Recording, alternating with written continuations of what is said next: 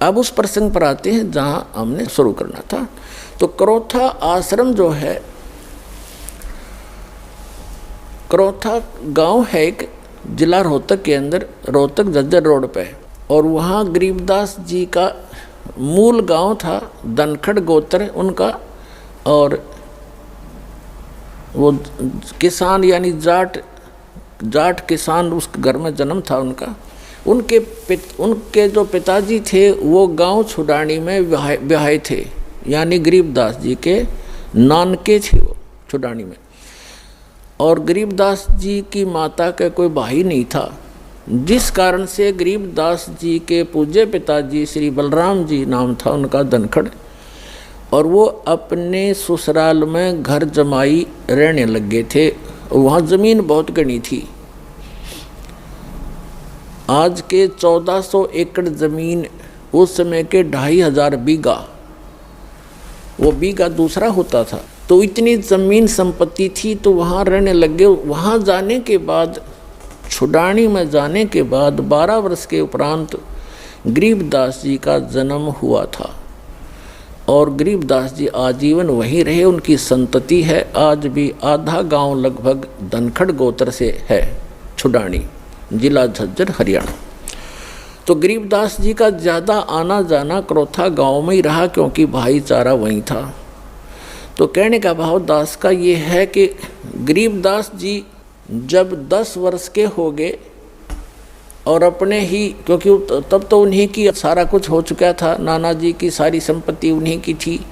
लगभग 150 गव्वे रखा करते थे, क्योंकि ज़मीन बहुत थी, उसमें चरागाह बना देते, वर्षा हो जाती, कुछ खाने के लिए गेहूँ जौ आदि बीज लेते, चने सरसों हो जाती। बाकी की ज़मीन को पशुओं के लिए ही वो प्रयोग किया करते थे, पशुपालन करते थे। उसके साथ साथ 2-4 किराए के पाली होते थे गांव के, और कुछ ऐसे व्यक्ति होते थे जो गव्वे रखते थे, लेकिन उनके पास अपनी ज़मीन नहीं होती थी, वो भी उसी में चराया करते थे। ऐसे पहले आपस में बड़ा प्रेम होता था। जो पैसे वाले व्यक्ति गरीबों की बहुत मदद किया करते थे, निस्वार्थ किया करते थे। तो ऐसे 10-12 पाली गवाले इकट्ठे होकर प्रतिदिन गौवें चराने जाया करते थे। अपनात्मा ये वो शुभ दिन है द्वादशी का, जो आप और हम ये त्यौहार मनाने जा रहे हैं। हमारे संतों के ये त्यौहार हैं, और ये वो अनमोल त्यौहार हैं कि जिस भगवान के लिए हम भटक रहे हैं। राजाओं ने राज त्याग दिए, ऋषि महर्षियों ने शरीर गाल दिए तपस्याएं करके, लेकिन इस काल भगवान ने रास्ता ठीक नहीं दिया उनको। और भगवान रास्ता देने आए, सही विधि बताने आए, तो हमने स्वीकार नहीं किया अपनी अबोधता के कारण। फाल्गुन सुदी यानी फाल्गुन मास की चांदनी द्वादशी दिन के 10 बजे, जैसे आजकल आप देख रहे हो बाहर धूप खूब हो जाती है, तो गव्वें चल रही थी। वो सभी 10-12 पाली इकट्ठे हो करके खाना खा रहे थे। सुबह सुबह का वक्त से चले जाते थे लेकर के 6 बजे, 7 बजे, 5 बजे पशुओं को। 10 बजे से वहाँ अपना खाना खा रहे थे, लगभग खाना खाने ही वाले थे। तभी परमात्मा आए सतलोक से, एक महात्मा, जिंदा महात्मा का रूप बना के, और थोड़ी सी दूरी पर 500 फुट की दूरी पर आसमान से आकर वहाँ पृथ्वी पर अवतरित हुए। और ऐसे उसके साथ से रास्ता था, जिस वृक्ष के नीचे, जंडी के पेड़ के नीचे वो खाना खा रहे थे बच्चे बैठ के, कुछ बड़े थे कुछ बालक थे।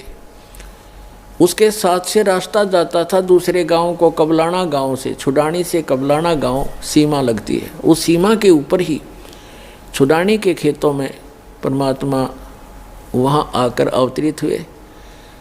और उस रास्ते पर ऐसे जैसे राहगीर, एक यात्री चलता है पैदल, ऐसे चलते आ रहे थे। उन पालियों ने देखा कि महाराज जी आ गए हैं, महात्मा जी, और प्रणाम किया। सभी ने राम राम कहा, परमात्मा ने भी राम राम का उत्तर दिया। तो जितने भी वहाँ पाली ग्वाले थे उन्होंने कहा महाराज जी भोजन पाओ, आ जाओ भोजन खा लो। परमात्मा ने कहा भी भोजन तो मैं अपने गांव से खा कर आया हूँ। बच्चों ने सोचा कोई डेरा होगा कि कहाँ से आए हो महात्मा जी। उन्होंने कहा कि मैं सतलोक से चलकर आया हूँ भाई, मेरा गांव है सतलोक। बच्चों ने सोचा होगा कोई सतलोक गांव भी होगा भाई कितना। फिर महाराज जी भोजन खा लो, भोजन नहीं खाओगे ना तो दूध तो पीना पड़ेगा अपना, क्योंकि हम अतिथि को ऐसे बगैर खाए पिए जाने नहीं देते। एक प्रेम भाव से आतिथ्य सत्कार करने के लिए उन्होंने ऐसे बोला। तो परमात्मा ने कहा भाई दूध पिलाना चाहते हो तो पिला दो, मैं कंवारी गाय का दूध पीता हूँ। अब जो बड़े बड़े पाली थे, कोई 40 वर्ष का, कोई 50 वर्ष का, कोई 30 वर्ष का, कोई 20 वर्ष का, वो कहने लगे महाराज जी आपकी दूध पीने की नीत नहीं है, आप तो मजाक करते हो। कंवारी गाय कोई दूध दे सकती है? गाय तो जिसको बच्चा हो चुका हो, लागड़ गाय ही दूध दे सकती है। परमात्मा बोले भाई देख लो, यदि दूध पिलाना है तो कंवारी गाय का पीता हूँ। तब गरीबदास जी खड़े हुए 10 वर्ष के बालक थे। कहते पिछले तप से होत हैं पूर्ण हंस मुराद। पिछले संस्कार से प्रेरणा बनती है। जो आप यहाँ पहुँचे करोथा में ऐसे नहीं आते। इस ज्ञान को दुनिया सुनने लग रही है और कह लाखों लोग करोड़ों लोग सुनते हैं और कौन पहुँच पाते हैं। पिछले जब से होत हैं पूर्ण हंस मुराद, पिछले संस्कारों से ये सब काम मनोकामनाएं पूर्ण हुआ करती हैं। तो एकदम खड़े हुए जैसे बालक लीला करते हैं, अबोध बालक सा। एक गाय थी, बछिया थी उनकी एक बहुत प्रिय, उसके गले में एक छोटा सा रस्सा बांध रखा था। उस रस्से को पकड़ के ले आए, वह साथ चल पड़ती थी गरीबदास जी के, जहाँ ले जाता तो वह ऐसी शरीफ सी थी। और वो गाय थी 1-1.5 वर्ष की, दूध छोड़ रखा था माँ का पीना, अभी नए दूध हो ही नहीं थी वो, यानी गर्भ नहीं धारण किया था, सांड न टच नहीं की थी, अनब्यावर कहते हैं उसको। वेदों में ऋग्वेद मंडल नंबर 9 सूक्त नंबर 1 मंत्र 9 में यही स्पष्टीकरण दिया है कि जब वो परमात्मा आता है तो कंवारी अभियदन्या धेनु शृणंती, मतलब कंवारी गाय से उसके परवरिश की लीला होती है और कंवारी गाय का दूध पीता। तो गरीबदास जी ने कहा देखो महाराज जी इसका बालक तो बच्चा तो है नहीं कोई, हैं छोटे छोटे थन सतन हैं इसके, यह दूध कैसे देगी। तो परमात्मा ने कहा खड़े, वह बछिया खड़ी थी और ऐसे थपकी मारी, लंबे लंबे सतन हो गए और कहा परमात्मा ने कि कोई सफ़ेद कोई पात्र लाओ साफ। तो मिट्टी के पात्र होते थे, उनको मांझ धोकर रखा हुआ था, जैसे लस्सी का ले जाते हैं, वो उन्होंने खाली कर लिया था, धो भी लिया था। कहने लगे ये ला पात्र, इसके नीचे रख ले भाई। गरीबदास जी नीचे बैठ गए। कबीर परमात्मा ने कमर पर थपथपी लगा दिया, आशीर्वाद दिया बछिया को। लंबे लंबे सतन हो गए, 3-3 4-4 इंच के, और दूध की धार बंद गई और वो पात्र भर गया, फिर बंद हो गई अपने आप। अब पुणात्मा गरीबदास जी ने वो सारा का सारा दूध परमेश्वर को दे दिया। परमेश्वर ने थोड़ा सा पिया और फिर कहा ले बच्चों पी लो, ये अमृत है, इस लोक से नहीं, ये मेरे सतलोक से आया है। लेकिन जो बड़े अपना बुद्धिमान मानने थे, अकलबंद मानने थे, वह कहने लगे हम ना पीवा, पाप का दूध है। तंत्र जंतर मंतर करके कुंवारी बछिया का निकाल दिया, हम ना पीवा कुंवारी बछिया का दूध, ये तो पाप का दूध है। और तेरी जात का पता नहीं तो कौन सी जात का है, तेरा जूठा कदे भी ना पीवा मैं। तब गरीबदास जी ने कहा 10 वर्ष के बालक ने, ला मुझे दो भगवान, आपका अमृत कब कब प्राप्त हो हमें। तो पुण्यात्माओं ये कहते हैं पालने में पूत के पैर पहचान हो जाती है। बचपन से ही उसमें कुछ ऐसे विलक्षण गुण होते हैं जो पुण्यात्मा होती हैं।